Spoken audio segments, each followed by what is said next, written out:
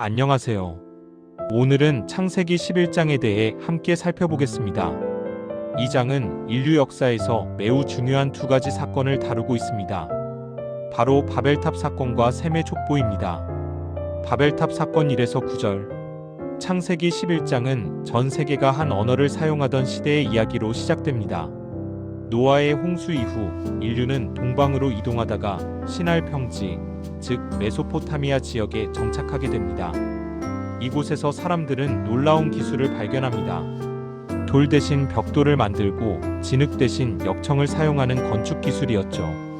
이 기술을 바탕으로 그들은 대담한 계획을 세웁니다. 자, 성읍과 탑을 건설하여 그 꼭대기를 하늘에 닿게 하자. 그래서 우리 이름을 내고 온 지면에 흩어지지 않게 하자는 것이었습니다. 여기서 중요한 점은 그들의 동기입니다. 그들은 세 가지를 원했습니다. 첫째, 하늘에 닿는 탑을 통한 인간의 위대함 과시. 둘째, 자신들의 이름을 내는 것, 즉 명성과 자기 영광 추구. 셋째, 흩어지지 않고 한 곳에 모여 사는 것이었습니다. 이것은 창세기 1장과 9장에서 하나님이 주신 생육하고 번성하여 땅에 충만하라는 명령과 정면으로 배치되는 것이었습니다.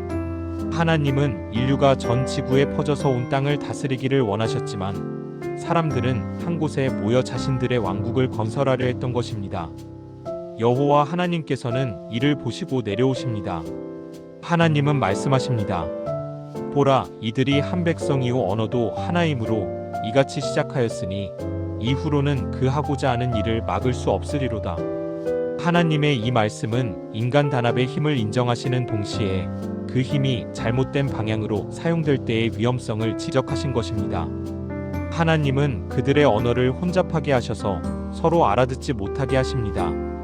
결과적으로 사람들은 건축을 중단할 수밖에 없었고 여호와께서 그들을 온 지면에 흩으셨습니다. 이 성읍의 이름이 바벨, 즉 혼잡하다는 뜻을 가진 이름으로 불리게 된 이유입니다. 바벨은 후에 바빌론의 어원이 되는 단어이기도 합니다. 바벨탑 사건이 우리에게 주는 교훈은 무엇일까요? 첫째, 인간의 교만과 자기중심적 야망의 위험성입니다. 하나님을 배제하고 인간의 능력만으로 하늘에 닿으려는 시도, 하나님의 영광이 아닌 자신들의 이름을 높이려는 욕망은 결국 실패할 수밖에 없습니다. 둘째, 하나님의 명령에 대한 순종의 중요성입니다. 흩어져 땅에 충만하라는 하나님의 명령을 거부하고 한 곳에 모이려던 인간의 계획은 결국 강제적인 분산으로 이어졌습니다.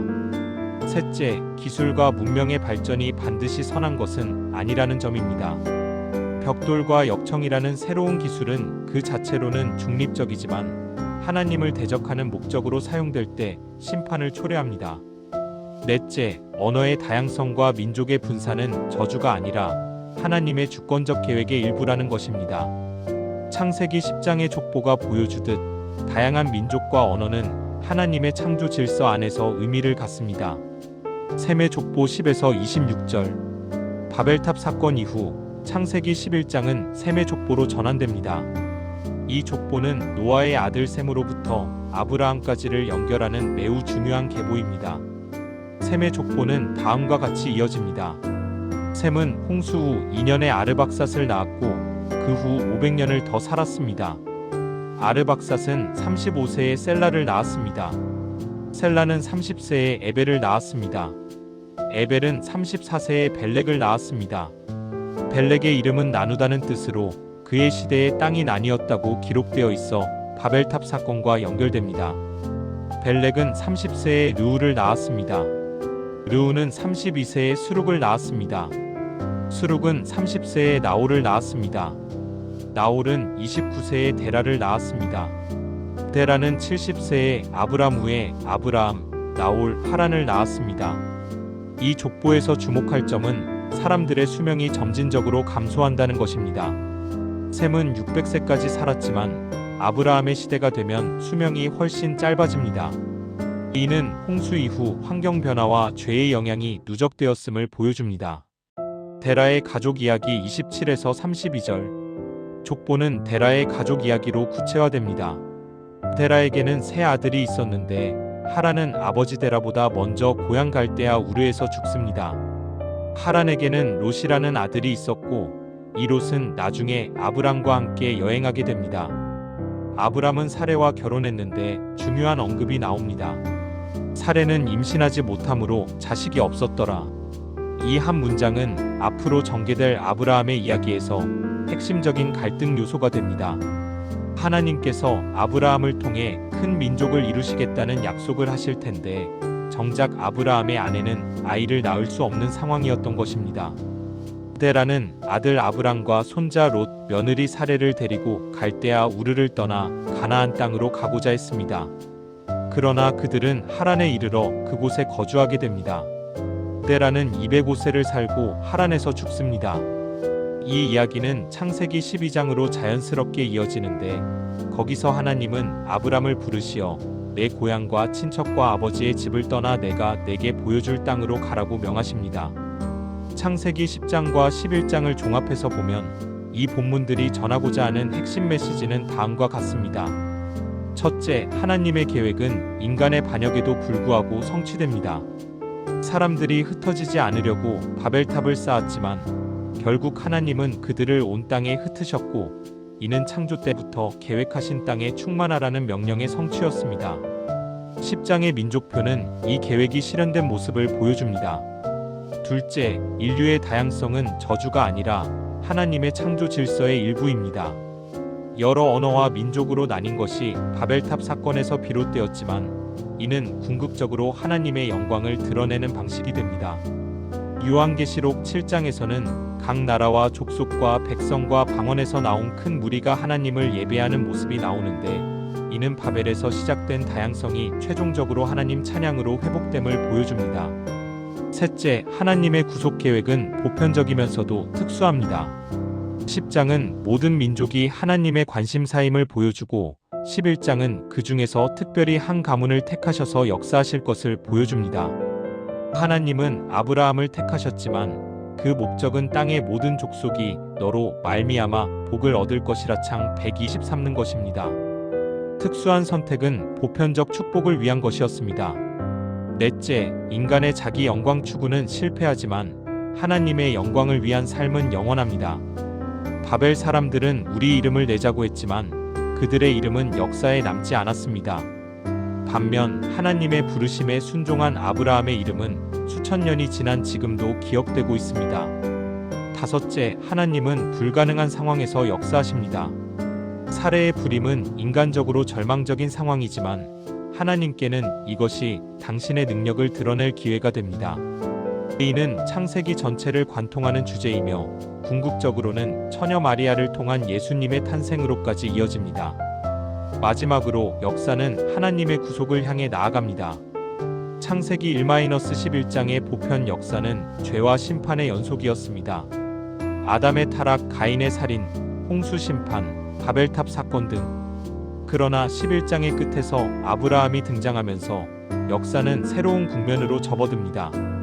이제 하나님은 한 사람을 통해 모든 민족을 회복시키는 구속의 역사를 시작하십니다. 창세기 10-11장은 우리에게 이렇게 말합니다. 인간은 하나님 없이 위대한 것을 이루려 하지만 실패합니다. 그러나 하나님은 실패한 인류를 포기하지 않으시고 한 사람을 택하셔서 새로운 시작을 하십니다. 그리고 그 한 사람을 통해 결국 모든 민족이 축복받는 길을 여십니다. 이것이 바로 복음의 패턴입니다. 우리 모두가 죄인이지만 하나님은 한 사람 예수 그리스도를 통해 모든 민족, 모든 언어, 모든 족속을 구원하시는 길을 여셨습니다. 바벨에서 흩어진 인류는 오순절에 성령으로 다시 하나가 되고 마지막 날에는 모든 민족이 함께 하나님을 예배하게 될 것입니다. 창세기 11장은 여러 중요한 신학적 주제를 담고 있습니다. 인간의 교만과 하나님의 주권. 바벨탑 사건은 인간의 교만이 얼마나 어리석은지를 보여줍니다. 사람들은 하늘에 닿는 탑을 쌓으려 했지만 하나님은 내려오셔야 그것을 보실 수 있었습니다. 이는 아이러니한 표현으로 인간의 가장 위대한 성취도 하나님 앞에서는 얼마나 작은지를 보여줍니다. 심판 가운데 은혜. 하나님은 바벨탑을 무너뜨리거나 사람들을 멸하지 않으셨습니다. 대신 언어를 혼잡케 하시는 방법으로 인간의 악한 계획을 중단시키셨습니다. 이는 심판이면서도 동시에 은혜였습니다. 왜냐하면 이를 통해 인류가 전 지구에 퍼져 하나님의 원래 명령을 이루게 되었기 때문입니다. 보편 역사에서 구속 역사로의 전한 창세기 1-11장은 전 인류의 이야기, 즉 보편 역사를 다룹니다. 그러나 11장의 족보부터는 특정 가문, 즉 아브라함의 가문에 초점을 맞춥니다. 이는 하나님께서 한 사람, 한 가정을 택하셔서 결국 모든 민족을 축복하시려는 계획을 보여줍니다. 약속과 불가능의 긴장 사례의 불임은 앞으로 전개될 이야기의 긴장감을 조성합니다. 하나님은 어떻게 불임의 여인을 통해 큰 민족을 이루실까요? 이는 하나님의 능력과 신실하심을 보여줄 무대 설정입니다. 이러한 설정은 성경 전체에서 반복되는 하나님의 일하시는 방식을 보여줍니다. 하나님은 인간적으로 가능한 상황에서가 아니라 오히려 불가능해 보이는 상황에서 당신의 능력을 드러내십니다. 사례의 불임은 단순한 개인적 비극이 아니라 하나님만이 생명을 주시는 분이심을 증명할 기회였습니다. 창세기 11장은 이렇게 두 가지 대조적인 장면으로 마무리됩니다. 한편에는 자신의 능력으로 하늘에 닿으려 했지만 실패한 바벨탑 사람들이 있고, 다른 한편에는 아무것도 할 수 없는 불임의 부부가 있습니다. 그러나 역설적이게도 탑을 쌓던 사람들의 이름은 역사에서 잊혔고, 아이를 낳을 수 없었던 아브라함과 사라는 믿음의 조상으로 영원히 기억되고 있습니다. 이것이 바로 하나님 나라의 원리입니다. 인간의 능력과 자랑은 무너지지만 하나님을 의지하는 연약함은 하나님의 영광을 드러내는 통로가 됩니다. 창세기 12장으로 넘어가면서 우리는 이 불가능해 보이는 이야기가 어떻게 전개될지 기대하게 됩니다. 그리고 그 이야기는 결국 모든 민족을 위한 구원자 예수 그리스도로 이어지게 됩니다. 사례의 빈 자궁에서 시작된 약속은 마리아의 처녀 잉태를 통해 완성될 구속의 역사를 예표하는 것입니다.